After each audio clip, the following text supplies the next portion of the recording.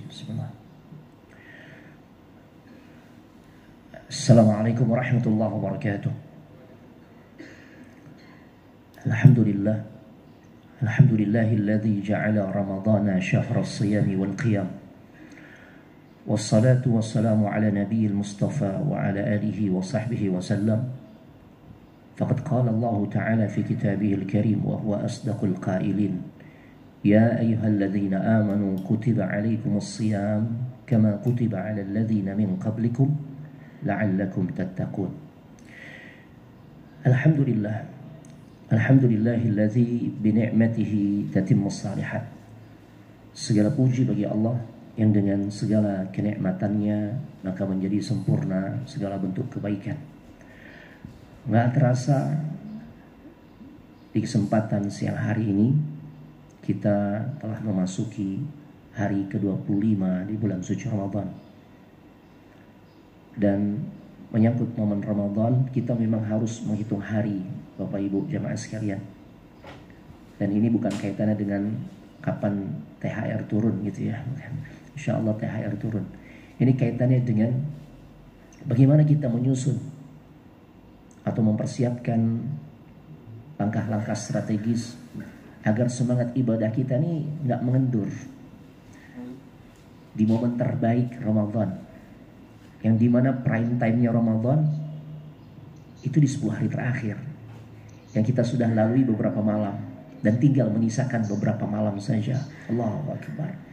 Kalau dalam sebuah event pertandingan, maka malam-malam yang kita akan jalani sampai berakhirnya Ramadan tahun ini adalah babak finalnya Ramadan.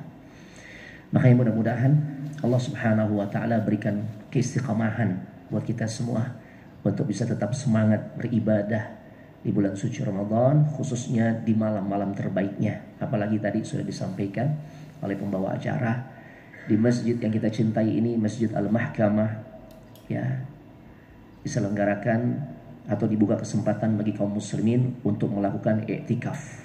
Ini aktivitas yang sangat mendukung kita untuk benar-benar bisa memaksimalkan momentum Ramadan yang ini memasuki momen terbaiknya, yang dimana kita sangat berharap Allah Subhanahu wa ta'ala karuniakan kepada kita satu malam yang nilainya lebih baik dibandingkan 1000 bulan. Tidak lain malam tersebut adalah Lailatul Qadar, yang Allah Subhanahu wa ta'ala dengan tegas mengatakan di dalam surah Al-Qadr tentang nilai malam tersebut. Lailatul Qadri khairum min alfi syahr. Malam kemuliaan ini, Lailatul Qadar ini nilainya lebih baik dibandingkan 1000 bulan. Khair. Ya, kalau dikatakan khair atau menggunakan kata khair, ini maknanya minimal nilainya itu sama dengan 1000 bulan. Artinya berarti sangat mungkin lebih baik dari 1000 bulan.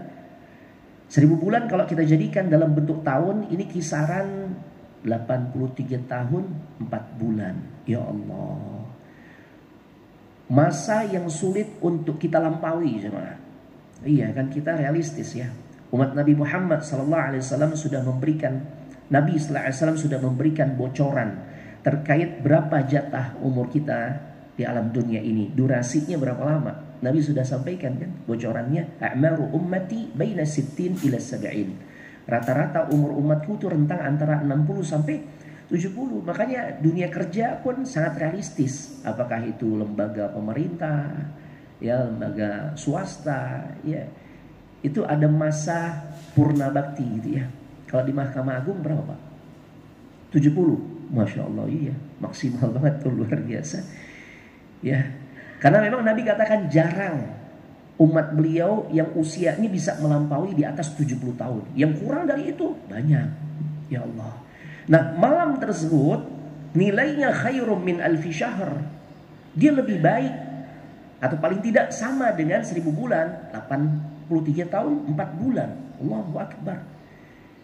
Dan ini merupakan tawaran yang amat sangat menarik dari Allah Subhanahu wa ta'ala untuk kita bisa mendapatkannya. Beribadah di malam tersebut, maka nilainya seperti kita melakukan selama 83 tahun 4 bulan. Ini maknanya kata para ulama. Ya. Dan Nabi sallallahu alaihi wasallam pun memotivasi kita untuk mendapatkan malam tersebut, yang beliau katakan dalam hadis Bukhari, beliau mengatakan, "Hiya fil ashril awakhir min Ramadan." Bocoran yang Nabi sallallahu alaihi wasallam sampaikan. Ya. Walaupun Nabi memberikan bocoran kapan terjadinya malam Lailatul Qadar, tapi sifat bocorannya masih global, masih umum. Dalam sebuah hadis Nabi sallallahu alaihi wasallam hendak keluar dari rumahnya, ingin memberitahu kapan pastinya terjadi malam Lailatul Qadar, dan saat itu Nabi tahu tuh Pak. Tapi kemudian dengan hikmah yang Allah telah tetapkan, Nabi dibuat lupa. Ya, kapan pastinya terjadi Lailatul Qadar, sehingga Nabi hanya bisa menyampaikan secara global saja, yang beliau katakan 10 hari terakhir. Di 10 hari terakhir. Nah, lebih spesifik lagi, tapi tetap masih menjadi misteri. Artinya masih global walaupun agak mengerucut. Nabi katakan fi lailatil witr, di malam-malam ganjil. Makanya biasanya kita nih akan lebih semangat lagi nih ibadah ya di malam-malam Ramadan, di momen 10 hari terakhirnya, khususnya di malam ganjil. Ya, nggak salah sih. Yang penting jangan sampai nanti pilih-pilih ibadahnya maunya di malam ganjil, malam genap, rebahan. Ini salah nih Pak.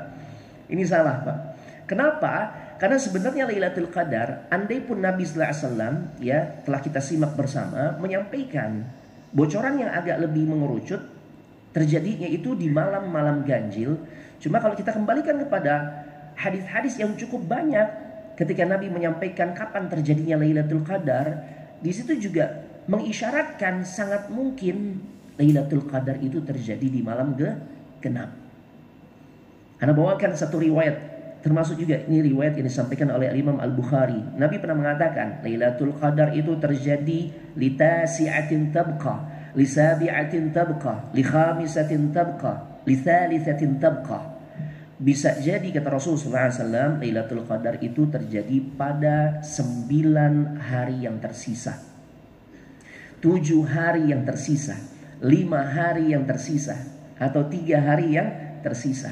Bapak Ibu jamaah sekalian, semoga dimuliakan oleh Allah Subhanahu wa taala. Jika bulan suci Ramadan Allah takdirkan jumlah harinya ada 30, misalnya tahun ini nih, Ramadan yang sedang kita jalani, Allah takdirkan jumlahnya ada 30 hari. Berarti malam ke-30 itu adalah malam yang menggenapkan. Nah, kalau dihitung dari hari terakhir, karena perhitungan para ulama itu menyangkut hadis ini, 9 hari sisa, 7 hari sisa, ya, kemudian 5 hari sisa, 3 hari sisa. Di situ yang Nabi katakan sangat mungkin terjadi Lailatul Qadar. Nah, para ulama menjelaskan pengertian hadis ini, perhitungannya dari ujung.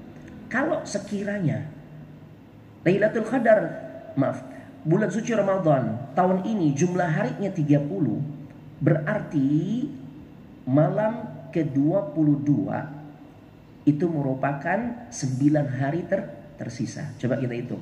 22, 23, 24, 25, 26, 27, 28, 29, 30. Ya. Sekiranya Allah takdirkan Ramadan tahun ini jumlah harinya 30, berarti yang dikatakan 9 hari tersisa atau 9 malam tersisa itu ada di malam ke-22. Dari sinilah kata para ulama, di antaranya Imam Nawawi rahimahullahu taala, beliau mengatakan bagi kita yang ingin cari aman, safety player istilahnya. Ya, kalau udah masuk 10 hari terakhir Ramadan, yang diawali startnya itu dari malam ke-21 sampai selesai Ramadan, sapu bersih jemaah. Ya, jangan pilih hanya di malam ganjil saja, itu maksudnya. Kalau memang di malam ganjil kita lebih meningkatkan kuantitas dan kualitas ibadah kita, bagus. Cuma yang menjadi masalah, ibadahnya hanya fokus di malam ganjil, malam genap, rebahan. Nah, ini masalah. Ya, andai pun Nabi tadi menyampaikan informasi agak lebih mengerucut kapan terjadinya Lailatul Qadar, beliau mengatakan fi lailatil witr. Ini maknanya kata para ulama, mereka mengkompromikan hadis-hadis yang sifatnya sangat global dan agak lebih mengerucut di malam ganjil. Maksudnya keseringan memang atau seringkali terjadi Lailatul Qadar itu di malam-malam ganjil. Ini jemaah, Masya Allah. Terlebih jemaah, kita kalau bicara umum nih tentang keutamaan Ramadan, dahsyat.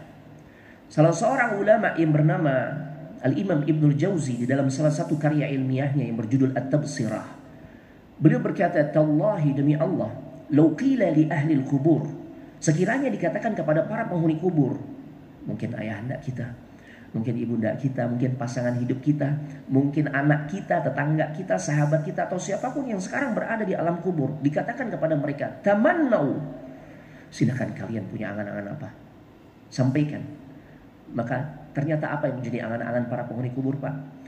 Beliau katakan, "Latamannau yauman min Ramadan." Mereka amat sangat berangan-angan, berkeinginan untuk bisa berjumpa dengan bulan suci Ramadan, walaupun cuma satu hari. Ya Allah, kita semua Allah sudah perkenankan, Allah izinkan kita menikmati Ramadan sampai hari ini, memasuki hari ke-25, entar malam ke-26.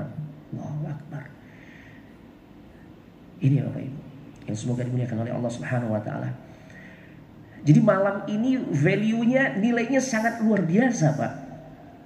Walaupun durasi amal ibadah kita, ketaatan yang kita tunjukkan, mungkin penambahannya hanya sebatas setengah jam, gitu ya.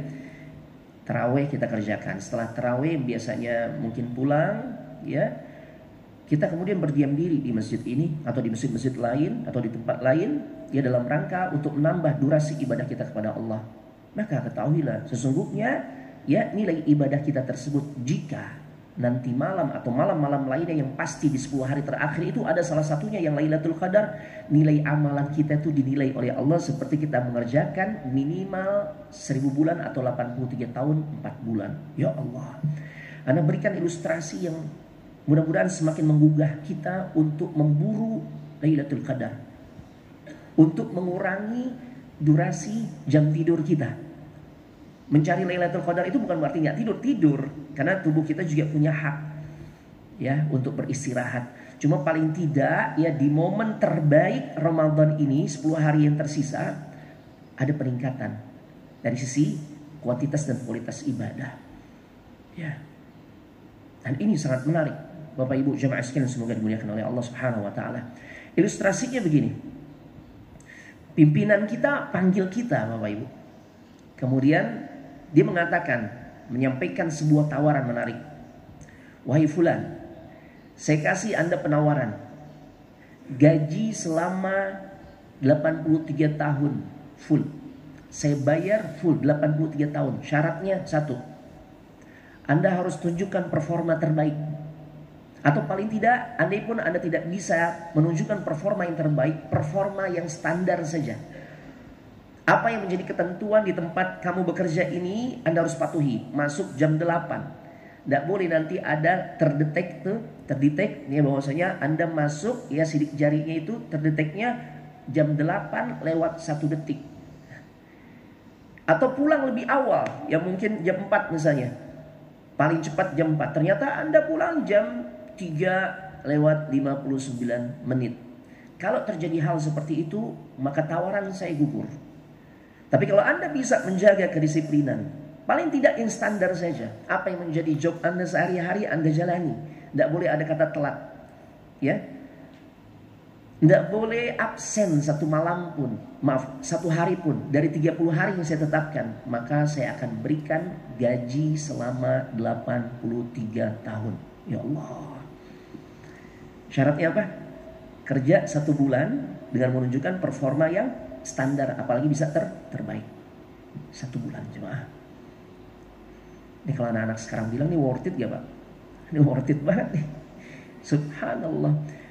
UMR DKI berapa Pak kira-kira? Ada 5 juta ya. Katakanlah 5 juta ya. Ini coba kita berhitung. UMR DKI itu 5 juta katakanlah. Berarti kalau per bulan 5 juta, setahun dia dapat 60 juta. Bagaimana kalau dikalikan dengan 83 tahun Pak? Berapa jumlahnya Pak? 60 juta kali 83 tahun. Tadi Ana hitung, itu di kisaran 4.980 juta. Kita bisa dapatkan itu, ya, ketika kita mengambil tawaran dari pimpinan kita untuk bekerja paling tidak, ya, dengan performa yang standar. 1 bulan yang penting gak ada catatan absen. Allahu Akbar. Gak ada catatan terlambat atau pulang lebih awal. Ini dahsyat Pak. Tidakkah hal itu menarik? Jadi kalau tawaran itu diberikan, diumumkan, kira-kira yang daftar banyak nggak Bapak Ibu? Oh, banyak, banyak. Itulah gambaran Lailatul Qadar. Lebih dibandingkan hanya sebatas 4 miliar 980 juta atau hampir 5 miliar. Jika ngambil standar UMR, Pak. Bagaimana yang di atas UMR? Allahu Akbar. Itulah gambaran Lailatul Qadar. Makanya terjadi perlombaan di kalangan para pendahulu kita. Orang-orang saleh di masa lalu luar biasa, Pak. Luar biasa totalitas mereka tuh. Makanya Nabi SAW mengajarkan kepada kita konsep apa yang seharusnya kita terapkan untuk bisa meraih malam kemuliaan tersebut. Di antaranya ahya lailahu, hidupkan malam terbaik tersebut di 10 hari terakhir Ramadan. Hidupkan dengan apa? Ibadah. Ibadah apa saja Ustaz? Nah, ini pertanyaan lebih spesifik lagi. Ya. Ibadah apa saja Ustaz yang seharusnya mengisi malam-malam terbaik kita dari sisa Ramadan, itu merupakan puncaknya Ramadan. Yang pertama, mengacu kepada perkataan banyak ulama, di Ramadan ini kan kondisi kita untuk beribadah itu sangat enak, Pak ya. Enak, Pak. Wallahi enak. Kita baca Al-Quran per hari 1 juz di Ramadan lebih nyaman, lebih enak dibandingkan kita baca 1 juz di luar Ramadan. Ya. Kadang-kala kalau di luar Ramadan gimana, Pak? Belum 1 juz Ustaz, boro-boro 1 juz, setengah halaman aja nguapnya bisa 10 kali Ustaz, kan gitu ya. Kenapa demikian? Ya karena di luar Ramadan berbeda kondisinya. Kalau di Ramadan Nabi katakan idza kana awwalu lailatin min syahri Ramadan suffidatis syayatin wal maradatul jin. Kalau sudah memasuki malam pertama dari bulan suci Ramadan, kondisinya Allah jadikan kita enak ibadah. Ketika Allah mengikat para syaitan, atau para syaitan kondisinya terikat. Begitu juga gembong-gembongnya. Ini juga. Makanya nyaman kan? Ibadah nyaman. Masya Allah. Ya. Sehingga kita tuh punya peluang besar Bapak Ibu untuk bisa merasakan manisnya, lezatnya beribadah kepada Allah. Makanya banyak ulama mengatakan tafaqqadul halawah fi thalathah. Carilah manisnya momen beribadah kepada Allah itu pada 3 aktivitas. Dan inilah yang seharusnya, kata sebagian ulama, ibadah-ibadah yang tidak boleh kita lewatkan di momen-momen terbaik Ramadan, khususnya di 10 hari terakhirnya, lebih khusus lagi di malam harinya, di dalam rangka menggapai Lailatul Qadar. Apa saja? Yang pertama, fis salah. Kita bisa merasakan manisnya beribadah kepada Allah lewat sholat yang kita kerjakan. Ya. Bahkan di Ramadan ada satu sholat yang bisa kita katakan ini menjadi salah satu ikonnya Ramadan. Walaupun sholat ini di luar Ramadan juga ada, bisa kita kerjakan. Cuma menjadi beda di Ramadan.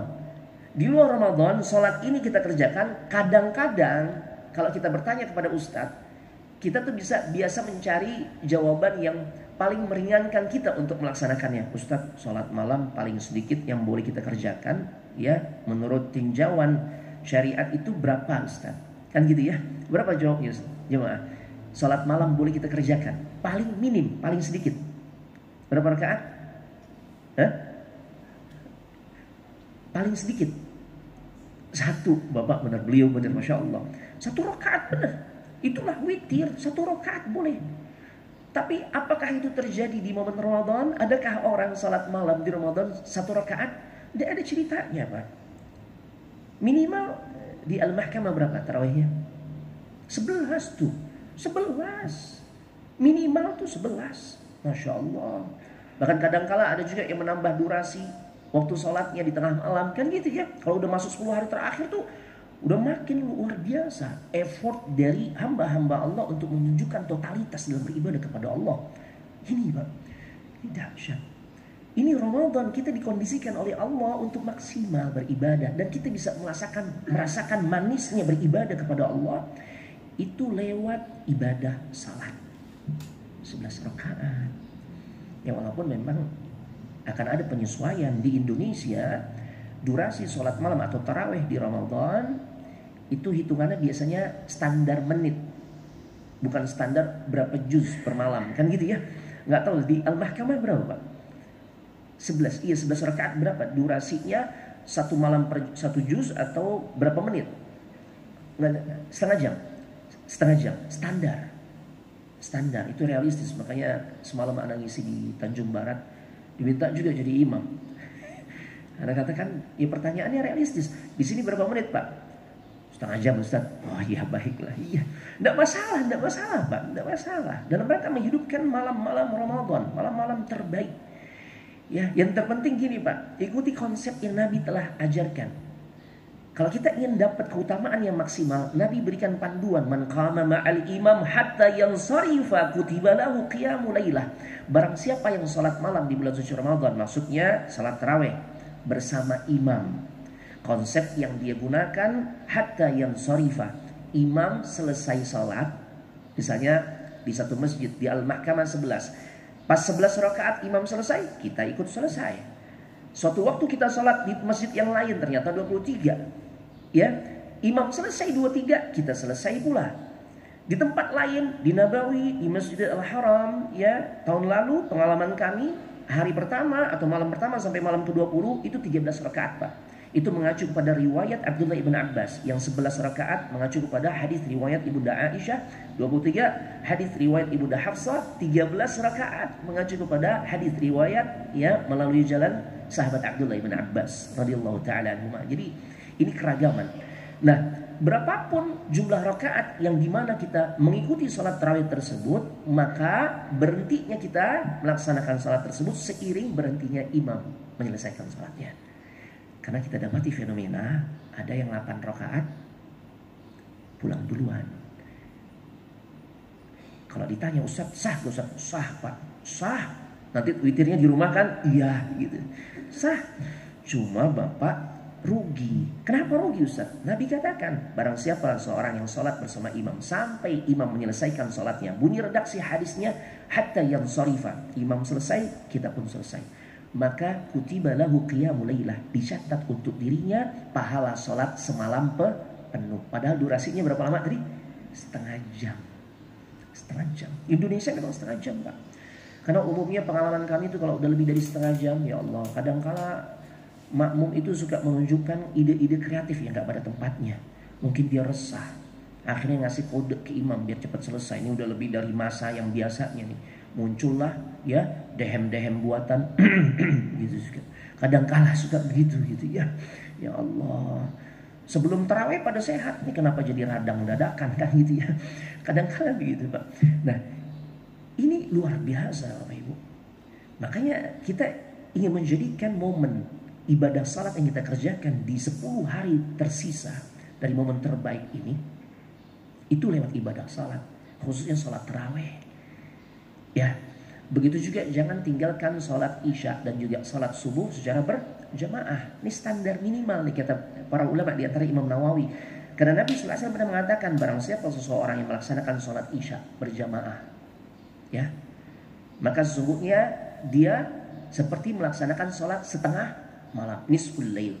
Lanjut lagi salat subuh berjamaah lagi, maka menggenapkan jadi satu malam penuh. Masya Allah. Ya, yuk kita simak Pak, bagaimana luar biasanya semangat orang-orang saleh di masa lalu ketika mereka menghidupkan malam-malam Ramadan. Bukan hanya 10 hari terakhir. Kalau 10 hari terakhir udah makin lebih luar biasa. Secara umum Ramadan yang mereka isi di malam harinya itu tarawihnya luar biasa Pak. Yuk kita tengok di masa Ubay ibn Ka'ab dan Tamim ad-Dari radhiyallahu taala anhuma. Kedua orang ini merupakan ya sahabat-sahabat Nabi sallallahu alaihi wasallam. Begitu juga di masa Khalid ibn Duraij. Diceritakan bahwasanya salat tarawih di masaku itu per rakaat likulli rakaah. Ya, setiap rakaat itu mi'ataini ayat. 200 ayat. Ya Allah. Satu rakaat 200 ayat, Pak. Berarti kalau 11 rakaat berapa, Pak? 2200 ayat, sepertiga Al-Quran. Makanya berarti per malamnya berapa juz itu? 10 juz, asyra ajza, 10 juz Pak. Ya Allah. Kebayang Pak ya. Karena pernah mengikuti momen ya salat tarawih di Masjid Al-Haram, Masjid Nabawi. Itu luar biasa tuh ya. Ya Allah, dari sejak jam 1 lewat sampai 15 menit sebelum subuh. Nah kalau di musim pandemi itu durasi salasa ajza, 3 juz kayak begitu Pak. Tapi setelah pandemi ba'dal jaihah ada perubahan kebijakan, 1 juz per 4. Allahu Akbar. Tadi berapa juz per malam? 10 juz. 10 juz. Ya Allah.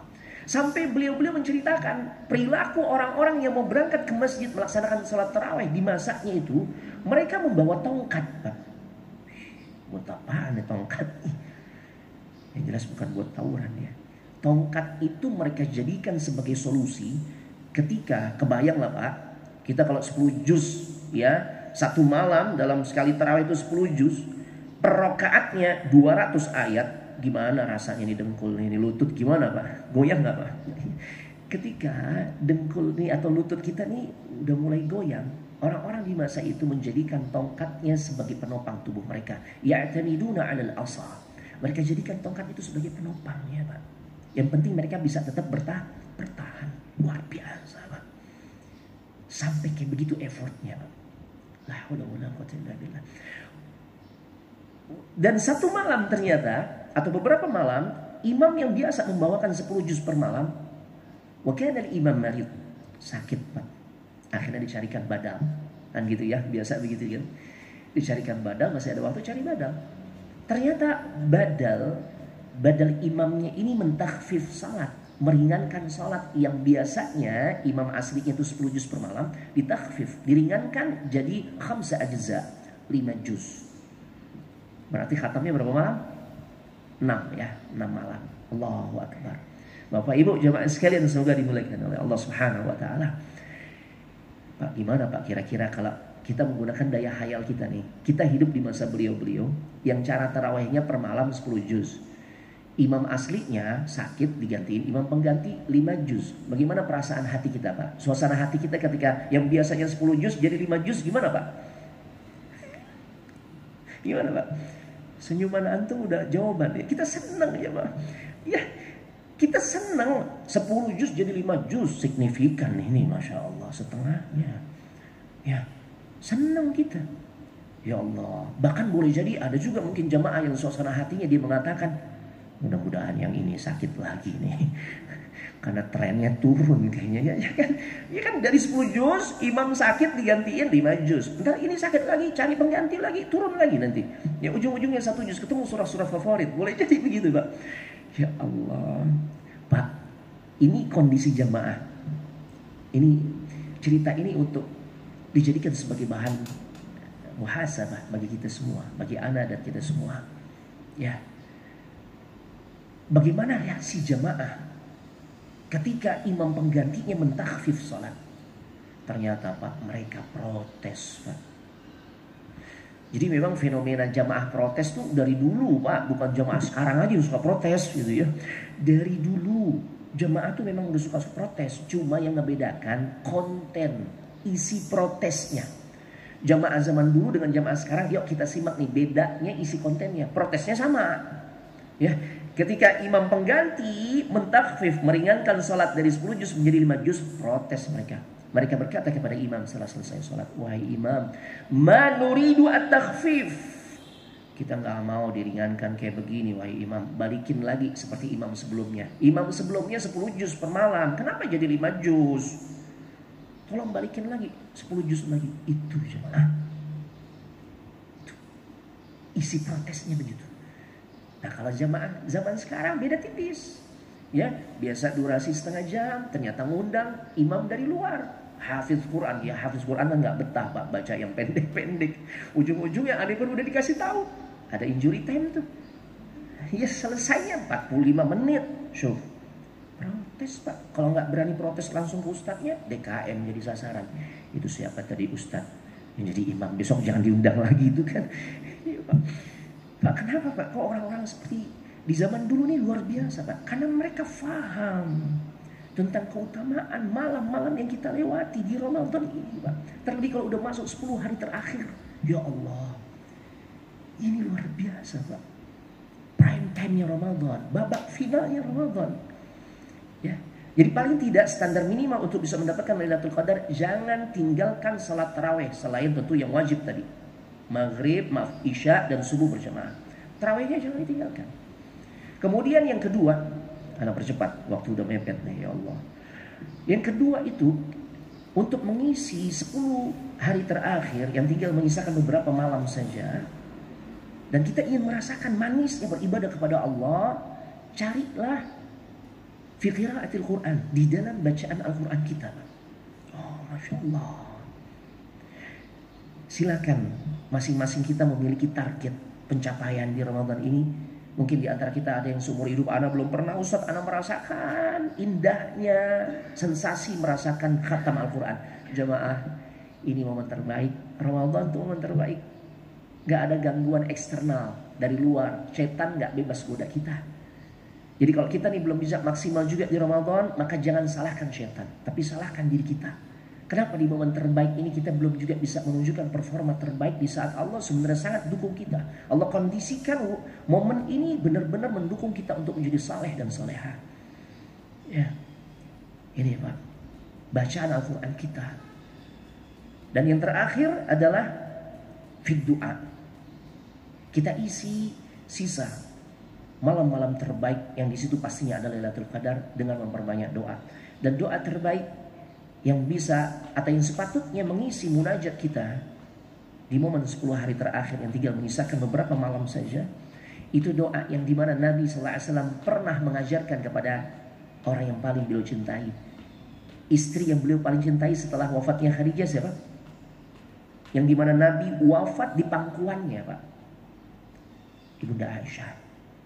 Ibunda Aisyah pernah berkata kepada Nabi, ya Rasulullah, wahai Rasulullah, sekiranya aku sangat yakin di antara 10 hari terbaik yang aku lewati, itu pastinya ada Lailatul Qadar.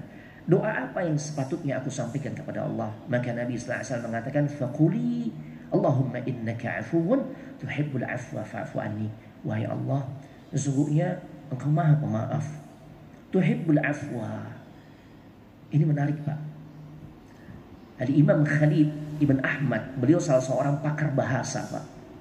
Ya, ketika beliau memaknai kata al-afu atau al-afwa dalam redaksi hadis tersebut, ya, itu al-afwa atau al-afu sama. Itu sifat pemaaf yang dimana ketika pihak yang memberikan maaf itu membiarkan pelaku kesalahan tanpa dijatuhi hukuman. Pak, kita kalau ngebahas sebuah kitab yang berjudul Ad-Da' wa Dawa, salah satu karya Al-Imam Ibnul Qayyim Al-Jauziyah, beliau bahas dalam satu babnya itu kumpulan dampak buruk dari perbuatan dosa. Beliau kumpulkan lebih dari 50 dampak negatif akibat perbuatan dosa kita. Jadi dosa atau maksiat yang kita kerjakan itu memberikan atau memunculkan dampak negatif. Namun tatkala Allah yang Maha Afu, Al-Afu, yang memiliki sifat Al-Afu, dia tidak hanya sebatas memaafkan, tapi dia juga tinggalkan tuh pendosa tanpa dijerat dengan hukum yang harus diberlakukan kepada dirinya. Dibiarkan, Pak. Dan dia akan dibebaskan, tidak akan menghadapi konsekuensi buruk akibat perbuatan dosanya. Itulah al-afu. Allahu Akbar. Pak, kita sering mendengar ya, ada orang punya kasus dengan sahabatnya. Akhirnya kasusnya dibawa ke ranah hukum, kan gitu ya. Kemudian sahabat yang melakukan kesalahan ini mengatakan, kamu gak maafin Ana? Ya, Ana udah maafin. Kesalahan Anda yang membuat saya mengalami kerugian miliaran rupiah, saya udah maafkan. Tapi proses hukum tetap berjalan. Kalau seperti itu, boleh Pak. Tapi kondisi seperti ini belum dikatakan dia telah menunjukkan al-afu. Karena dia masih menuntut adanya jeratan hukum bagi pelaku kesalahan. Kalau al-afu udah dibiarkan, benar-benar diputihkan tuh kasusnya. Allahu Akbar. Itulah yang kita minta kepada Allah. Makanya ini yang menjadi doa terbaik yang Nabi SAW ajarkan kepada Ibunda Aisyah, yang hakikatnya buat kita semua. Allahumma innaka afuun tuhibbul afwa fa'fu anni. Wahai Allah, sungguh Engkau Maha Pemaaf. Tatkala Engkau memberikan maaf ya Allah, Engkau biarkan hamba-Mu yang penuh dosa ini tanpa dijerat dengan hukuman yang harus mereka hadapi. Dan Engkau hilangkan segala bentuk dampak buruk akibat perbuatan dosa kami ya Allah. Fa'fu anni, maafin aku ya Allah. Oh, ini dahsyat Pak. Sebagai penutup, ada sebagian kalangan mengatakan, Ustaz, masa sih cuma doa ini doang? Ya sebenarnya boleh kita isi dengan doa yang lain. Cuma doa ini seharusnya mendominasi hari-hari, mendominasi malam-malam terbaik yang kita isi, ya, untuk mengisi momen terbaik di sisa Ramadan. Kenapa demikian? Ya, karena doa ini memang langsung Nabi ajarkan kepada istri beliau yang paling beliau cintai. Pastilah beliau menyampaikan resep yang terbaik, Pak. Dan ternyata kalau kita merasa doa ini terlalu pendek, sedangkan malam-malam yang kita lewati dari sisa 10 hari terakhir Ramadan ini kan panjang, kan gitu ya. Pendek banget sih Ustaz. Tergantung Bapak Ibu. Kalau kita sampaikan doa ini hanya keluar sebatas lewat lisan, maka memang doa ini terasa pendek. Tapi kalau memang tatkala kata para ulama, kita sampaikan doa ini lewat lisan, berasal dari lubuk hati yang paling dalam, disertai penghayatan, pentadaburan tentang kandungan maknanya, disertai juga dengan al-i'tiraf, pengakuan dosa. Ya Allah, 5 tahun aku gak sholat, ya Allah. Orang-orang yang sholat saja masih mendapatkan ancaman fawailul lil musallin. Bagaimana aku yang tidak sholat 5 tahun, ya Allah. Malam ini aku memohon, ya Allah, ampunan, pemaafan darimu, ya Allah. Fa'fu anni, maafin aku, ya Allah. Ya Allah, orang tua saya sudah wafat. Wafatnya mereka tidak lain akibat rongrongan yang sering saya tunjukkan. Akibat apa? Ya kedurhakaan yang aku tunjukkan. Kalau sekiranya orang tua aku masih hidup, aku akan lebih mudah, ya Allah. Aku datangi, aku cium tangannya, aku peluk tubuhnya, aku rasakan kasih sayangnya, aku cium keningnya. Aku katakan, saya mohon maaf atas kedurhakaan yang selama ini saya lakukan. Cuma masalahnya kedua orang tuaku sekarang sudah berada dalam kubur, ya Allah. Kepada siapa saya mohon ampun? Tidak lain hanya kepadamu, ya Allah. Allahumma innaka afuun tuhibbul afwa fa'fu anni. Ini bisa Anda sampaikan, mudah-mudahan manfaat karena waktu sudah mepet 12.59 ya. Anda cukupkan sampai di sini agar majelis kita tidak terhitung sebagai majelis yang penuh dengan kelalaian. Kita tutup dengan doa kafaratul majlis. Subhanakallahumma wa bihamdika asyhadu an la ilaha illa anta astaghfiruka wa atubu ilaik. Assalamualaikum warahmatullahi wabarakatuh.